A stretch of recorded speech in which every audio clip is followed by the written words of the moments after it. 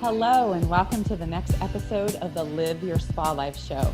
Spa life is a lifestyle that accepts that accomplishment and harmony coexist. The Spa and Spa Life, the SPA, is for Seek Power Always, that power within you to do your bigger work in the world. I am so looking forward to my guest today, Dr. Mickra Hamilton. She is the co-founder and CEO of Apeiron Inc., a precision performance ecosystem that curates limitless expression. She works with aware individuals, conscious conscious corporations, and international organizations to create system enhancements to drive impact and create global change. She is a highly decorated retired colonel. Hamilton spent 30 years in the USAFR as a systems strategist and human performance subject matter expert. She skillfully works with data-driven precision for a complex systems approach. We'll get into what that is all about, and to optimize human corporate performance and potential. Her work as a creative disruptor in the field of precision performance has informed a new paradigm of what is possible for human and organizational flourishing. Dr. Mickra, welcome to the show. Thank you, Diane. I'm excited to be here. This is so fun. You and I are just like complex system geeks and really getting into what is the totality of that? What does that mean? Let's actually start with that. You know, people may be like, complex, that sounds like that would be, we're going the opposite direction, don't we? We want to simplify. Let's talk a little bit about what that means and where your genius fits in with that. Well, complex systems thinking is incredible because it takes into account everything and all of the interactions, both external and internal. And I think the simplest way to really give a good example is if you look at an airplane, right, versus a bird. The airplane, no matter what you do, time after time after time, it's going to perform exactly the same way. You make one move, it does a certain thing. If you released a bird and you asked the bird to fly the same flight pattern in the same speed, you know, it simply can't do that. There are too many variables. And so when we look at complex systems, it's not the siloed approach that we see, say, for instance, in medicine, where you have a symptom and you get a pill for that symptom. It's more about the complexity of the system, all of the interrelations, interactions, and how all of the inputs create an expression in the system and then an outcome from the input that went in. So it's a very holistic and integrated way of looking at everything, more of a multidimensional way of seeing life and everything in it. Yeah, I love this so much because so many times people go, well, it's just this, right? And they don't look at the totality of how everything is a system and how it works, whether it's the workings of our body or our businesses or our relationships. There are all those nuances that come into play with that. And I know you utilize a lot of that in terms of how you design your life and what that looks like. And I'd love for you to talk a little bit about how you look through the limitless lens of possibilities. How does that apply to your life and what does that look like? You know, Diane, it's so interesting when we use the word limitless and we look at really what does that mean? And of course it's without limits, right? I think that we often don't contemplate that word and the potential and possibilities that we have as a human. This life experience that we're living is incredible. And if you think about every moment, you have an opportunity to make a decision. And that decision can be, right, multifaceted. You know, we think it's as you said earlier, it's this or it's that, but it really is, the limitless is the and both. Because if you laid out a graph of every decision that we could make in a day, it's impossible to predict what we will get ourselves up to. So for me, limitless means I can create anything I choose. I can do really anything I want. I don't have the lens of no or can't or don't or won't. It's what would I prefer to experience? And let's get about creating that experience on purpose consciously. And so I think from a limitless perspective, we actually limit ourselves by our beliefs. And so when I also look at Limitless, I say, what keeps us from being in that state? And it's the fact that we don't believe that it's possible. Most of us, I do.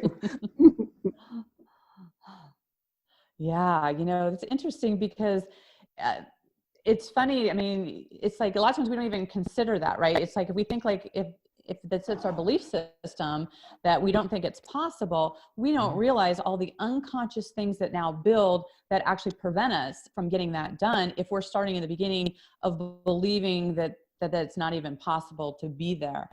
Which reminds me of like, we have to look at what's happening out in the universe. And right now, particularly with the pandemic, and there's so much fear, and yes, these are uncertain times, but in reality, aren't they always uncertain times? We're never really sure like what exactly is going to happen. And this is just another example, maybe on a more, global scale, but we still now have these ultimate possibilities to look at.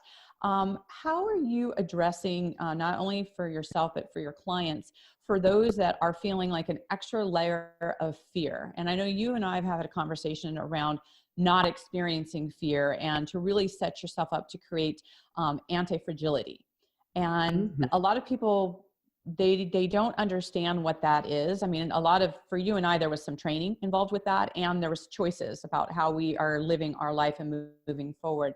How do you help cultivate somebody from a place of being fearful and the sky's falling and feeling paralyzed to building up the grit and resilience to actually create an anti-fragility type of life? I love that you ask this, because it is what we do. And I often say I am anti-fragile. I think it's important to recognize what anti-fragile actually is for those who aren't used to complex systems thinking. Nassim Taleb, he wrote Anti-Fragile. It's a book. Also, The Black Swan. And you hear a lot from him in this time because, he has predicted events like this and says that we don't ever think about events like this coming, and nor do we prepare for them. So he set up a contrast of fragile versus anti-fragile. And fragile is easy for us to recognize. We all see the crumbling system that falls apart at just any input. And he said there really is only an opposite of fragile. And so anti-fragile, meaning that I grow stronger and stronger through every event that I face, through every situation that I move through. And it's how I do that really makes the difference. So it's beyond resilience. So it's not let's bounce back to where we were, because where we were may not have been ideal, right? It's thriving through every situation that you encounter. And that's really a growth mindset kind of perspective. And so if we start from there and we say anti-fragile is one who thrives in change, really looks at it as an opportunity for growth, and says, wow, what are the gifts or the opportunities, even through the lens of challenge, that I'm experiencing right now that are going to prepare me for the next event tomorrow that's coming, right? Because as you said, change happens every day. So, what we do with our clients is we do a lot of awareness work. We're very data driven. And so we evaluate the entire human system. But at the foundation of that system is really my awareness. And from that awareness, how much presence can I be in every moment? Because it's the awareness level and my ability to maintain presence that allows me to not be fearful, to actually be able to thrive in all the situations, because I have all of my capacity online. I have my emotional regulation. I have my cognitive ability, which is, our executive function skills are incredible. I have my physical capacity to respond with my nervous system, to move my body the way it needs to move, as opposed to reacting and locking into that contracted fear state. So really first, awareness and presence is what we cultivate through kind of a mindset mastery. Mm-hmm. Yeah, I love this, Mickra, and especially, for people to see it broken down in this way and to really look at, one of my mentors likes to say, we were made for this. Like when things come up for this is actually an opportunity for us to be like, we got this. And when you change your mindset of how you look at something, where you start going, I love the thrive, right? Because we don't just want to survive, we want to thrive, and we start asking better questions.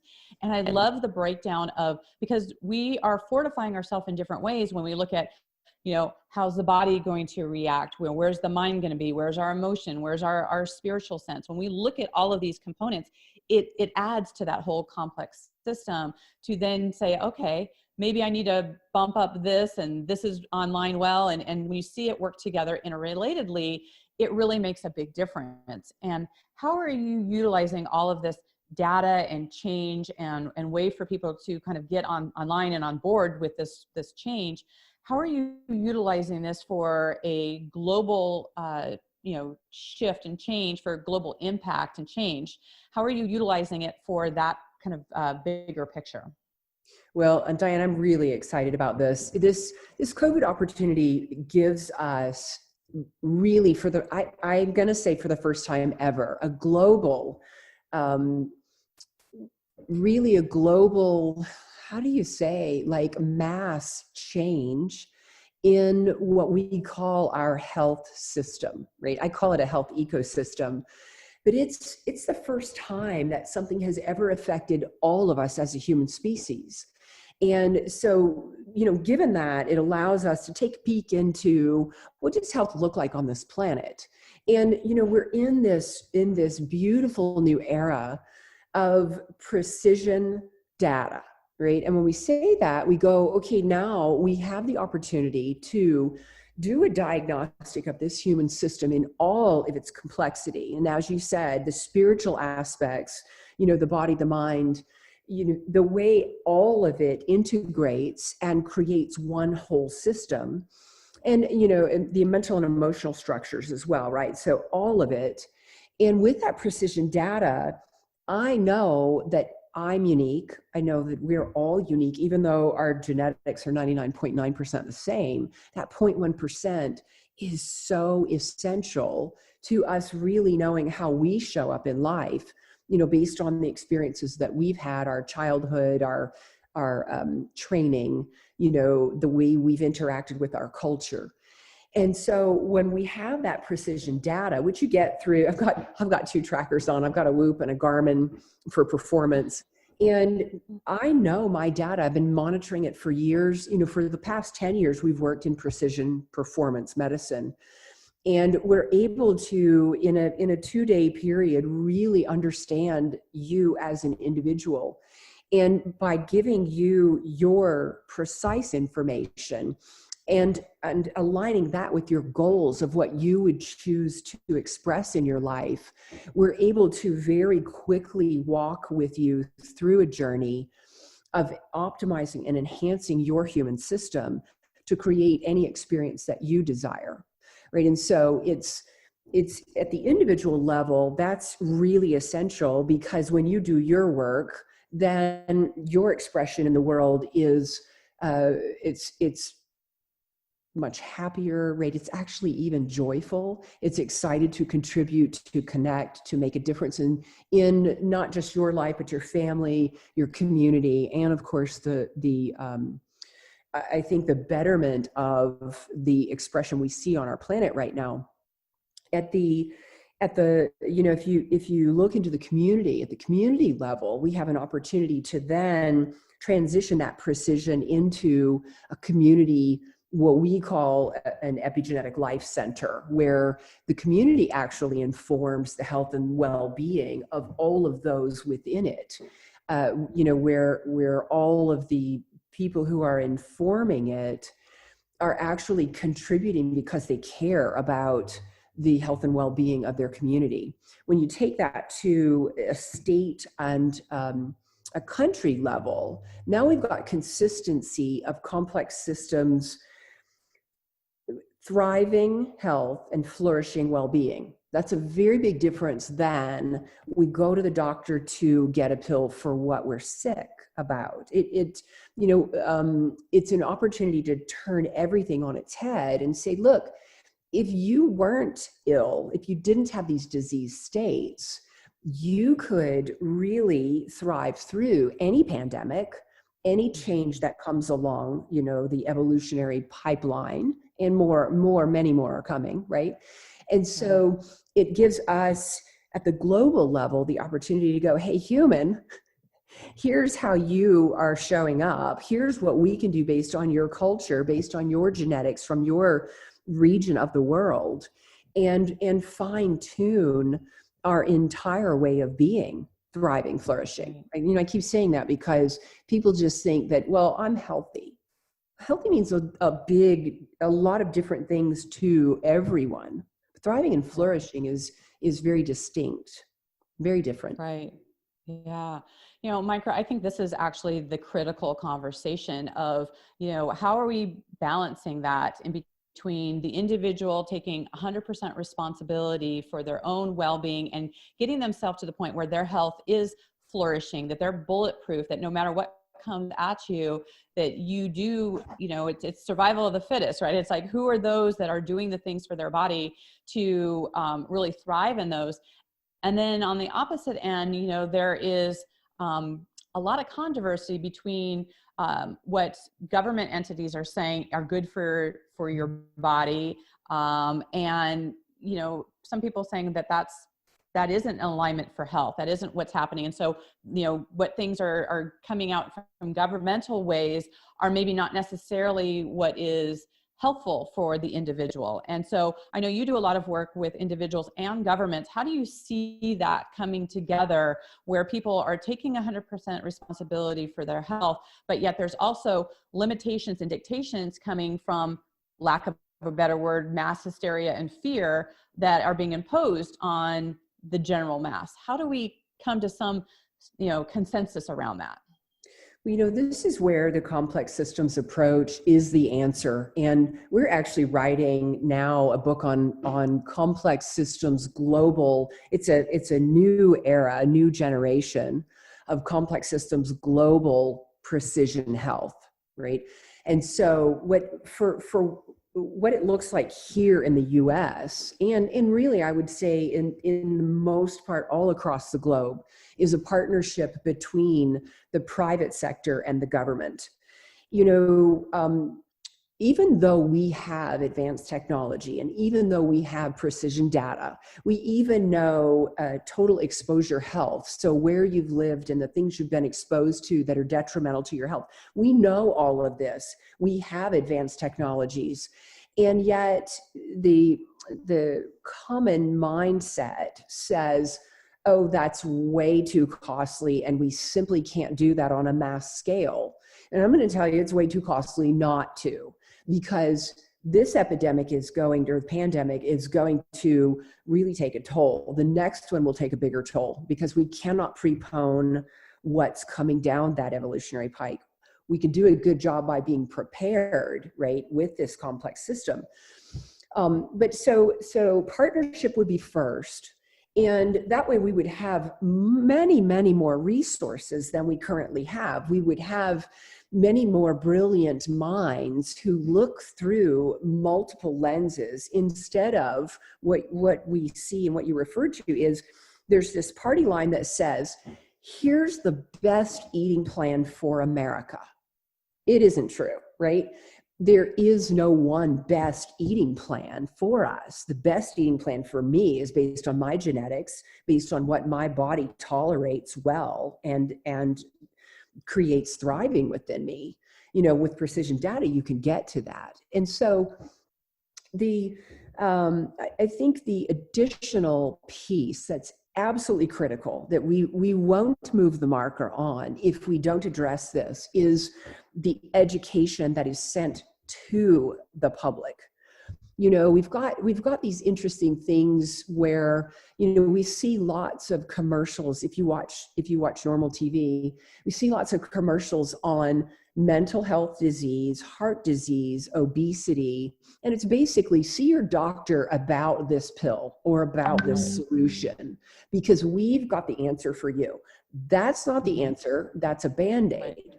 Right. So, and that's plus the 20 side effects that come with that as well. Exactly. That's reductionistic medicine, where you have a symptom, you treat it. It's not getting to the root cause of why the system is out of alignment and created the disease state to begin with. And so an educational model that was in the complex systems lane, where it looked at how policy informs, let's just use diabetes, how policy informs diabetes, how local food supply informs diabetes. Can they get good quality, healthy food, or are they eating processed food because it's cheap and delicious and they don't have time to do anything else, right? Who are the friends they hang out with? Because there's no question that obesity can be found in families genetically, in groups, in cultures. And it's interesting as you, what is the biology of diabetes and obesity? You know, how does the environment inform it? How does resourcing affect it? So when you look at all of this, you know, how does insurance play into it? You know, what are the rewards, if you could say that, for being obese and diabetic? And there are many. And so it's interesting, if we peel everything back, look at all of it. And I often do this because it's kind of like being in the eye of a bee. It's so multifaceted that you've got to get a lot of really bright people together, have them lay it all out, see all of it, and then begin multi-pronged strategies to move the marker until the entire public is educated differently. They cannot change the way they behave, because change isn't about doing something outside of us differently. Change is about an internal reperspecting of what we know, believe, and will take action on. And so, you know, to me, complex systems, education, and then community involvement where we care about each other, that, and of course the precision, because then we can get it into an AI and get all these algorithms going where we see a lot more than we can see with our small human knowledge base that we currently have. But it's happening, and it's going to, I would say in 5 years, we're going to see a massive change. And it may come out of necessity, but necessity is the mother of all invention, I think, as somebody says. Right. Well, and I appreciate the, you know, the complex system, you know, approach, because we need to look at, you know, what is 2, 3, 5 steps down the road? What's the impact? You know, there's a lot of word like, oh, all we need to come up with is, you know, a magic pill, magic vaccine, you know, but it's like, okay, what is going to be the side effects of those things? You know, what's it going to look like down the road? That isn't a, you know, Pandora's, you know, that's going to open Pandora's box of all the other options. So we have to look at, you know, beyond the profit margin that might be come out from companies that are pushing that, for people to educate themselves about what does your body need, and what are you looking at all the different things. So you're looking at the wholeness model, that we aren't just looking at these little parts along the way, that it does make a bigger difference. Which reminds me, one of the things I do like to ask my guests is, because especially now that we're spending more time in our homes and that our environments do affect our whole and what that looks like, we have a different experience of how we feel in our kitchen versus our office and our bedroom. And so what is your favorite room in your home, and why? Oh, my favorite room is my bedroom. And you'll laugh, because this COVID has created a great shift in, right, as you said, in the way we live our lives. Yeah. And, you know, we live in a little glass box in downtown Austin, and it's beautiful, but we normally have a space that we actually go and perform in. And so we're home now, and what we did to create a thriving environment so that we could continue to create is we took our bedroom, and we created what I call a sacred space. And it has all of the things in a big wall unit, all of the things that enhance and improve my creativity. When I look at something and it's beautiful and it sparks some new creative innovation in my brain, I'm able to then really take very quick action on it. There's stillness there. I have a meditation space, and it's simply, I think, so available for the stillness that promotes creation. And of course, we have young men also. Now we have our children home living with us in this smaller place, and so we've done a lot of maneuvering to create thriving there. Yeah, I love it. I love it. And, people are looking at, who's now under their roof and what things have shifted and changed. And it's important to claim some space and stillness and to see like what's possible and what's going to shift for us. So I love this. I love the conversation. It's my hope that our listeners will start asking themselves and the people around them, deeper questions, not just, simple Band-Aid situations, that they're really going to look at those complex systems about how does it impact the whole of themselves, their family, their community. What are those bigger questions? And so I know, Dr. Mickra, that people are going to want to stay in contact with you. How can they do that? Well, LinkedIn is probably the best place for me. And it's, Mickra Hamilton. And also I always share my personal email in case anybody wants to take deeper dives into complexity and how we can use complexity to really change our health and well-being and also the globe at large. And so it's Dr. Hamilton and then at apeironzoe.com. I think you'll probably have it in the show notes. Yes. Yeah. And I welcome anyone, especially institutions and big global organizations that want to create new strategies for how we can create change. Because, it's great if we do, and the impact if we don't is quite stark. And so if people contemplate that, what do we really need to do to go, 14 generations and see a thriving world and thriving humans? I think that's just so cool. I love it. I love it. This is such perfect timing for what's happening in the world. And I just want to thank you for sharing your wisdom and brilliance and for being here with us. So thank you for that. Thank you. Happy day. Absolutely. Absolutely. So for our listeners, thank you for being here, your time. We so appreciate it. Community is just that much more precious to us these days. It's a collaborative process. So whatever platform you're listening to, please make sure that you put in the comments any questions that you have for myself or Dr. Mickra. We'd love to support you in that and to get this message out in the world and for you to start thinking about what kind of shifts you're going to make in the changes that are happening here in the world. We'll also have in the show notes, you can look at resetyourpowergift.com, which is another free resource for you. We want to look at all these different ways we can stand in your power and make powerful decisions to help you move forward to really adapt to the shifts and changes that are happening. So until we connect again, live your spa life. Bye for now.